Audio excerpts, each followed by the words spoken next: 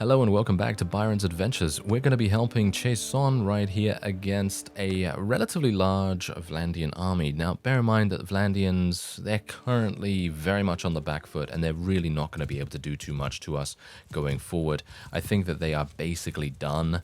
The one problem that I'm foreseeing right now is the fact that we have the Kaoses breathing down the Vlandian's neck, and that is actually very bad. That is really, really bad. I think they are at war against each other. I'm not 100% on that, but if that is indeed the case, we are going to be in a very bad situation very, very soon if we don't make a move on this. But I have checked my army screen, and a lot of my vassals are currently doing a fantastic job. They are currently attacking, they are currently besieging things, and I can't really ask much more from them at this point. Really can't ask much more than that. So what I'm gonna be doing is apparently getting murdered. Apparently I'm gonna get murdered. Okay, yeah, let me just raise up my shield real quick. And classic Byron, eh?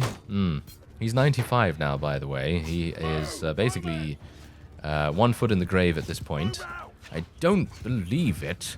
Yes, that's a reference and a half, isn't it? Considering we were talking about keeping up appearances, and now we're talking about Mr. Viktor Meldrew. If you know Mr. Viktor Meldrew, then props to you, because that's a very old series. Anyway, there you go. We're going to be trying to do some stabbing. There we go, a little bit of stabbing in the back right there. Oh, nice. We took out one of the more elite units in the area. Oh, and that's a berserker.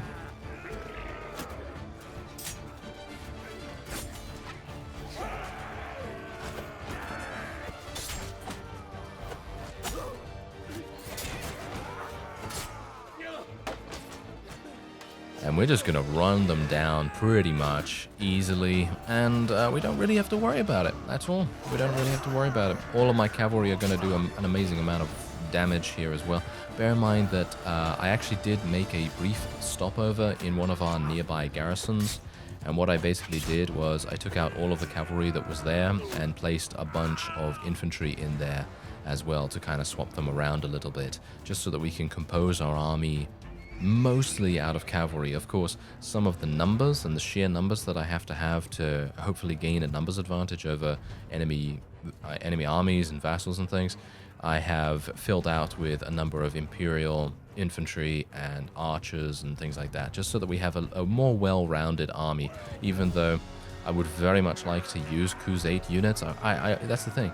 I really do want to use Kaoses units. It's not that I don't want to, it's just the fact that I don't have immediate access to them, and especially immediate access to higher tier Kaoses units. Because if I, for example, were to use, let's just say, I don't know, Kaoses Raiders or something like that. If I use Kaoses Raiders, what am I going to get out of that? Not really that much, because these guys are not going to be that powerful in comparison to the enemy Kaoses units, because we are no doubt going to be in a battle situation, maybe even a warlike situation relatively quickly with the Kaoses, and I really don't want to be in a situation where I am going to have to worry about the various units that I have in my army, and I don't have to worry about their combat strength and things like that. Now, I'm going to touch upon a subject briefly that I've seen in the comments a little bit. Someone's asking me, or a couple of people actually asking me, why I'm not taking my prisoners.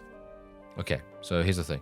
The only reason why I will not take prisoners in some situations, maybe most situations, shall we say, is just purely for the fact that I don't want to lug them around. Whenever you have more prisoners in your army, you are going to slow yourself down. And when I have such a large army as I do right now, we're already kind of, I mean, we're quite fast as it is, just purely for the fact that I have so much cavalry. But the reasoning is that these are not cavalry, and it's going to take a lot longer for us to move around and everything with them in tow. And usually, if I am taking prisoners, I'm going to be either deep in enemy territory, or I'm going to be in a place where I want to try and pursue enemy units as much as possible. And speed is of the essence in that case. If I'm close to a garrison, like for example, I'm actually close to Johannes at the moment, and it would probably make sense for me to take some prisoners, because I can actually put them in the garrison there, and they're pretty close by. But usually, if I'm going to be in enemy territory or something like that, I will not take the prisoners just for that reason. Because as you can see, Johannes is actually quite far away, and it is going to now take me a little bit of extra time to get around there, place them in the garrison, and so on. And maybe that's not going to be time that I might even have at this point, because if as I say, the Kaoses are at war against the Vlandians, which I don't think they are. I think it's mostly Britannia at war against them. I think. I'm actually not sure about that. Let me actually just have a quick look here. So Vlandia is currently at war against just us, actually. That's perfect. That is actually really, really good, and I don't think we really need to worry about them at all now then. But the Kaoses, who are they at war against? They're not at war against anything. Okay, that's worrying.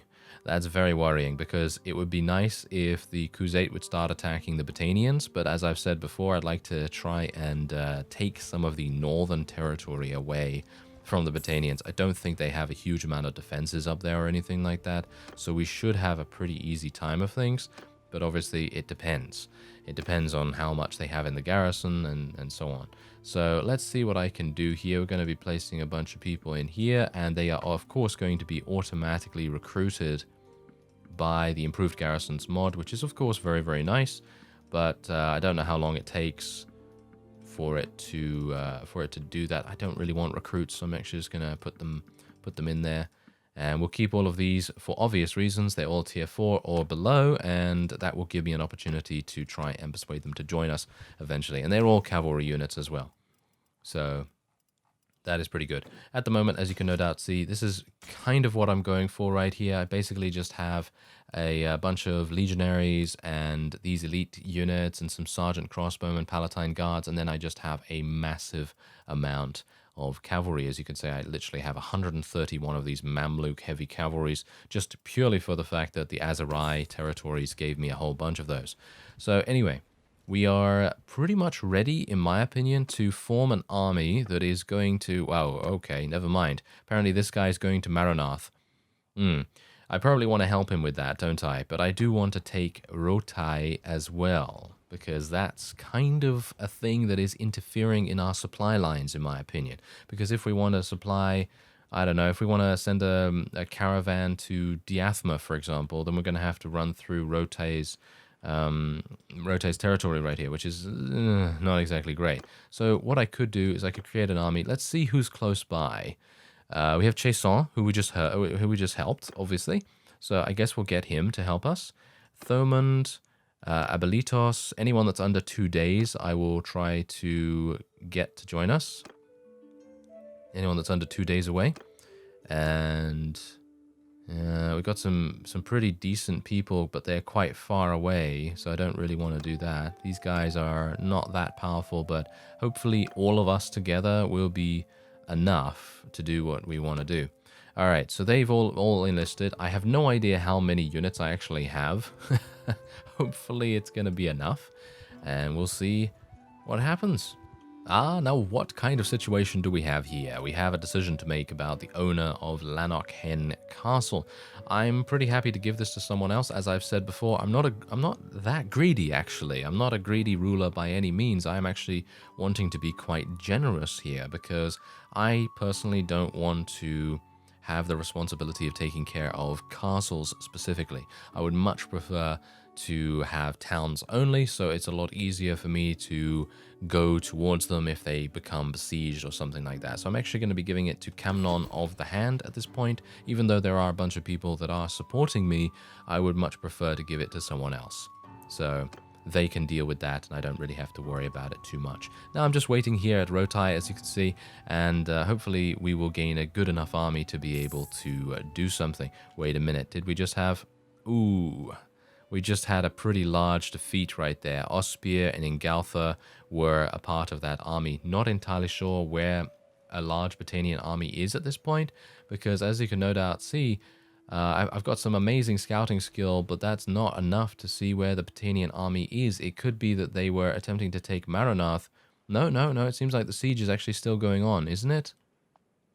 I think it is, but I might be wrong about that. Looks like we've also taken a castle here as well, and I'm going to be giving this to Kareth or to Abelitos. I'm actually not entirely sure. I think Abelitos actually does have... Oh, no, he doesn't. He has nothing. He has absolutely nothing. I think Kareth does have something, doesn't he? I mean, he should. He doesn't either. Okay, Kareth, you're my friend, sir, so you will be getting this. Even though I'd like to give it to both of them, to be honest. I'd like to give equal things. So if one of them had something, then of course I wasn't going to give it to that particular person. Anyway, what we're going to do is I'm just going to build some ballistas here. Oh wow, yeah, okay, never mind. Apparently the ballista is being completely destroyed in this case. And oh no, there we go. We actually took a town. Look at that. We actually took a town. So this is potentially going to be my town, which I suppose I will indeed end up taking. Yeah, why not? I guess I will take it, even though I'm very far away, and it will be very difficult for me to defend it. But hopefully, the various people around there, you know, our vassals might be kind enough to defend it for us. Who knows? Who knows? But anyway, as you can see, I have some onagers here. I'm gonna try and get these onagers out there, and hopefully we'll be able to start beating on the ballistas that the enemy has built. Well, this was a huge pain. I'm not gonna lie, it was an absolute huge pain right here, because I was trying to build these things. I built trebuchets, I built ballistas, I built onagers. Didn't make any difference. The enemy was able to replenish their siege equipment so fast that it was very, very difficult to get any kind of foothold here. And as you can see, we're just about ready to eliminate the last HP that the walls have. Hopefully I'm going to actually be able to, because as you can see, the onagers are kind of concentrating on the enemy's siege defenses, and that is exactly what we want them to do, of course. But we just want them to get that last little bit. Look at that, 188 HP. There we go. Okay, phew. Do you see that? I had like almost full HP 4 times onagers, and I was still almost not able to pull it off. Anyway, Maranath has actually been taken, as you can see, and they want me to take this. I don't necessarily want to do that, personally. I would like to give this to someone else, because it is far away. Don't really want to deal with defending it. I think that one of my other fiefs that I just took, which is Pencannock, I think that also is under siege right now, and I think, as you can see here, it's actually not on my ownership list, so I'm pretty sure I don't have it. So I'm going to give it to Ellil, and we'll see if he can maybe do something with it. Hopefully he'll be able to defend it relatively nicely, and we'll see what happens. But yes, I believe that that has actually been taken. Okay, so it is about time that we lead our soldiers in an assault. I only have 10 days of food remaining, because I have been feeding the troops in my army at the moment, because we have taken so long to actually get to this point, because obviously we had many, well, I was going to say some issues, but no, we had many issues to to actually get the walls down. I'm very surprised actually that it took us so long, but the main problem was just purely for the fact that the enemy's ballistas were so incredibly effective at taking our offensive siege equipment down, and that was all. That was all they were able to do, just so easily, so incredibly easily. So I'm hopeful that I will be able to get a couple of kills with my archery right here if I don't get consistently pushed by my units. But yeah, no, it seems like we're doing okay. We're doing fine. I mean, the best thing that we can do is just kind of shock them into submission, pretty much. Just try to get in there, do as much damage as possible, and that's pretty much it. Just do as much damage as we can, get their morale down as quickly as we can, and then hopefully have a decent shot. So I'm just going to try and stay at range here to utilize the multi-hit attacks that we can do. And obviously, some of the time, they're not that effective, as you can see, because sometimes they will go through the first enemy that you hit, but then they'll get stopped because of shields or angle of attack or any of those things. So it does make things a little bit tricky sometimes. There we go. Nice. Okay, kill that guy. Okay, yeah, we've got to just got to continue. Just got to continue taking these guys down.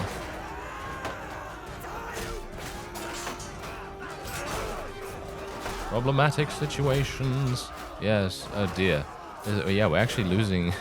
We're actually losing quite a few units in this endeavor, which is, I hope, not going to be the case in multiple areas of our assault here. Bear in mind that the enemy does have over 1,200 units still remaining in the garrison, and that is a significant number. That is nothing to be overconfident about.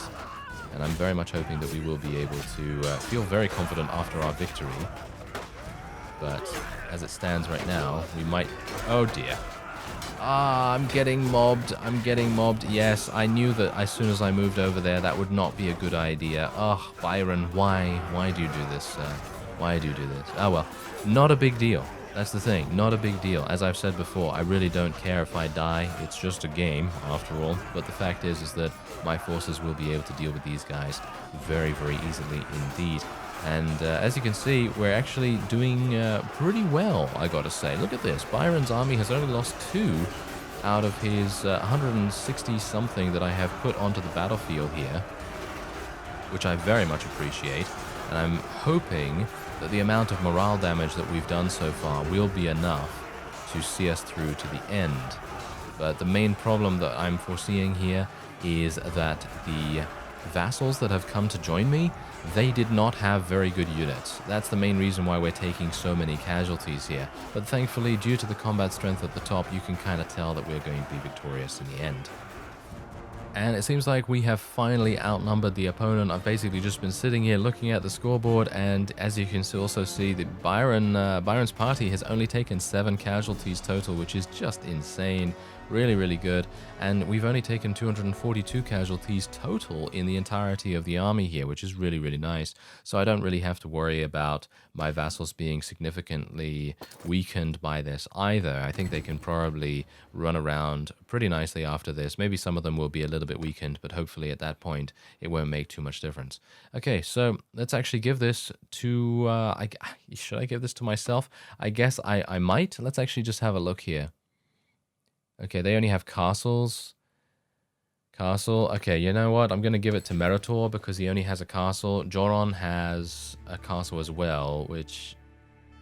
maybe I should have given it to Joron. I don't know. Joron might have been a better option. But anyway, I'm just going to disband the army now because I am currently being eaten out of house and home, which is really not a good idea. So I'm going to hopefully be able to go over to this little village and maybe buy some grain, I hope. Do they have any? Yeah, they have some grain. Yes, give me the grain. Thank you very much. Okay, very good. Okay, so Joron has just created an army. Ugh, I probably should have given it to him, shouldn't I? But there you go. We have now consolidated our territory, and as you can see, Pencannock was actually taken back. Oh, but we are taking it back. Oh, Garrios, you're saving me right now. Garrios, good work. Good work, sir. Okay, so yeah, this is my current territory. Pretty significant, is it not? Yes, very, very nice indeed. And I never expected to be able to fight against the Batanians in such a dramatic fashion. I mean, I thought that we were going to have many difficulties dealing with them, but it seems not. It seems like we're actually able to make some good headway against them. And as you can see, we have taken Pencannock once again. And I suppose I will be giving this... Shall I give it to Callatild? I'm going to give it to Callatild purely for the fact that I think she has a decent amount of money. I think her money situation is probably going to be pretty good, so we don't need to worry too much about her garrisoning it and making sure that it has as much defensive power as humanly possible. But we'll see. We'll see what happens with that. Okay, I'm going to just try and make sure that I might be able to buy some more food. My food situation is getting a little bit worrying. I did have 35 days, but, you know, the siege that we just did has dramatically hurt my food supplies. Oh, hello. Who's that? Fafan. Fafan, get back here, sir. I will be doing battle with you in just a moment.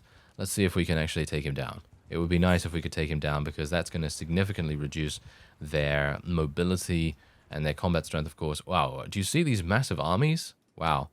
Their armies are so significantly powerful in this area. No wonder we're having so many difficulties dealing with them. Okay, so let's take an aggressive posture in this battle, shall we? Let's move forward relatively audaciously. Try and make sure that the enemy knows that we have supreme confidence in our abilities to win. Even though I'm probably going to get shot in the face in the first 2 seconds and die, but hopefully that's not going to be the case this time. Ooh, nice! I actually hit someone in the shoulder. Can you believe it? Yeah, I can't. I'm usually not that accurate, but that was kind of luck, I guess. There we go. A little bit of extra damage there as well. Let's tell my cavalry and horse archers to charge in, because otherwise we're going to... What did I say? What did I say? I'm going to get hit in the face? Well, I didn't get hit in the face. I got hit in the leg. But I suppose that's what I get for entering into a battle with, what, 50% HP? I think I had 50% HP or something like that. I would have been able to survive otherwise, but I obviously had less than 60 HP, which is really not very good. Less than 60 HP, you're going to die from pretty much anything on realistic difficulty settings. And, well, unless you get hit by something that is a little bit lighter, like, for example, an arrow or something. But I think that was a thrown weapon. That was a Stygian horse archer, so it's more than likely that they were using thrown weapons. Especially using thrown weapons against anyone. If you hit anyone with a thrown weapon that has a decent amount of base damage, you're pretty easily going to be able to take them down. At least if they're already wounded. If you get a headshot, then you're going to be able to kill pretty much any unit with a thrown weapon with a decent amount of skill. So yeah, anyway, this is going to be a pretty much auto-delegated battle. We're just going to speed this up a little bit here just to see exactly what kind of strategy our guys decide to take. It seems like the cavalry is literally just charging in, but they are charging in at into different enemy formations. Ooh, that's cool. Yeah, that's actually a very cool thing to see, but there you go. We took 11 casualties. Actually, we didn't even take any casualties. It was mostly our allied vassal that took most of the casualties. So I'm pretty happy with this. And we can now let people go as well. Because, of course, you got to remember, we also need to continue persuading. I know, you know, a lot of people voiced their concerns about persuasion and everything. But a number of you were kind enough to let me know that you don't mind the persuasion. Because, obviously, it's part of the game. So the game, you know, the game is kind of all-inclusive in that respect. You know, it's kind of like there's persuasion, there are battles, there's siege combat, there's all kinds of things. That's what makes this, you know, such a fantastic sandbox experience. You can decide what you want to do when you want to do it. It's pretty cool. Anyway, I'm going to take these guys because they're tier 4 cavalry. And as I've said, when I'm in enemy territory without a garrison nearby, I'm probably not going to be taking too many prisoners, so I can continue to move around very, very fast. And you can see, look at this, a lot of our people actually being able to be persuaded after this battle as well. I'm going to take the loot. I have a huge amount of loot again, by the way, so I probably need to head to a nearby marketplace and sell some of that, potentially. And look at that, Barney's getting some new stuff. Very nice. Very nice to see that. And we're going to go over to our party screen now as well and actually have a look here. We do have some people that have leveled up. These Stygian archers, not entirely sure why I have the Stygian archers in my army, to be fair, because I know actually someone said, because I think I said something about the Stygian units not being that great and everything, and someone said that the Stygian units aren't that bad, but it is a fact that I was very, very new to the game when I actually played with the Stygians. So who knows, maybe if I actually played them now, when I had a little bit more experience, that it might end up being a little different, because I did actually give Ragnar, is it Ragnar?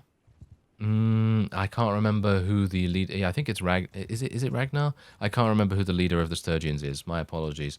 But whatever the case, I did give him the banner to do with the quest, and that definitely made a huge difference in how dramatically fast the Stygians were eliminated. Because once you give the banner, it puts into motion all kinds of crazy events and aggression from the other factions, and that's definitely that definitely contributed to the whole problem.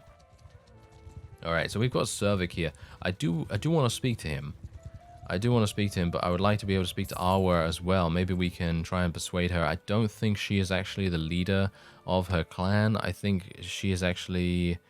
Wait a minute. Let's actually have a look here. Adram.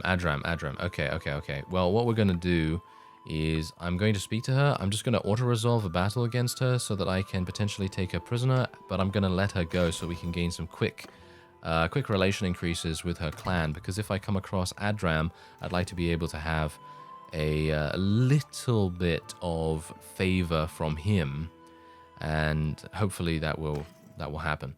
But, well, as we've seen, it doesn't really matter what kind of relation you have. The relation is kind of negligible most of the time. But, well, who knows? Okay, so have a look here. Who's leading this? Aradweir? Okay, let's actually have a look at him. And who's he? He is the leader of his clan. Ooh, fantastic. He's actually the leader of a bunch of, what shall we say, the governor, the owner of a bunch of fiefs as well. Alright, so I'm going to be speaking to him and we'll see what he has to say. So let's have a look here. Okay. So we know a little bit more about how to persuade people. And it is still down to a percentage chance, of course. It's still down to that. And we're going to do charm. Should have done calculating. Should have done calculating right there. Okay, I think we're done with this. I don't think I'm going to be able to... I might, if I can do this. Ooh, okay, we still have a chance.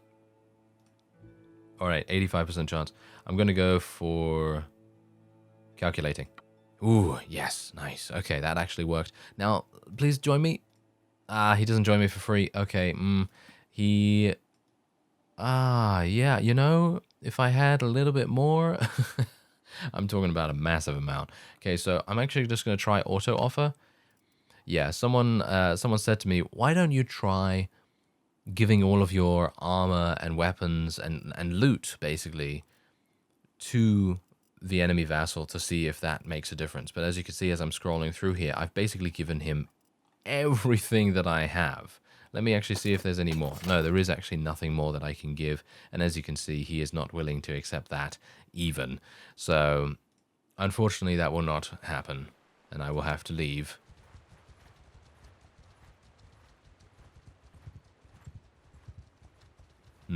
That is kind of a shame, actually, because it would have been really nice to get him, because he does have a number of fiefs, and we were able to successfully persuade him.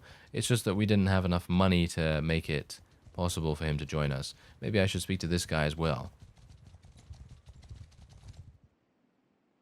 Alright, so we can try and get him to join us as well. He does have a couple of things. He has one, and he has a town, as far as I can see. So let's see if I can... Okay, calculating. Oh, okay, no, apparently calculating does not work at this point. Okay, what about... I should have done calculating on that one, shouldn't I? Yeah, there's... No way. No way, not in a million years. This guy is super, super difficult to persuade, and that is not going to happen. Okay, so we're just going to leave again, and he's going to besiege this, isn't he? Can I go in here before he besieges it? Oh, wow, we've got so many. We've got some very, very large armies in the area as well, as you can see right here. We have who's that? Garrisons? Yes, that's Garrisons. Okay, come on, Garrisons. You must be around here somewhere to do some damage. Oh, this is looking very dramatic indeed. Ingaltha, come over here. Come over here, sir. Do you not want to help me with this? Okay, apparently he doesn't. Apparently he doesn't want to help me with this. Okay, where's this guy going? Okay, so he's actually going to be defending Pencannock. And we'll assume that Aradweir is probably going to be very shocked indeed. Oh, he's running. You see that? Or no, he's actually attempting to take this castle. I don't know what they're doing. It's kind of weird. They're kind of running in between both things. I have no clue right now, but I can only just be thankful that the Crusade are not attacking us yet. But I'm sure they will be relatively soon. Anyway, that's going to be it for this episode. I thank you very much for watching, and I will see you next time.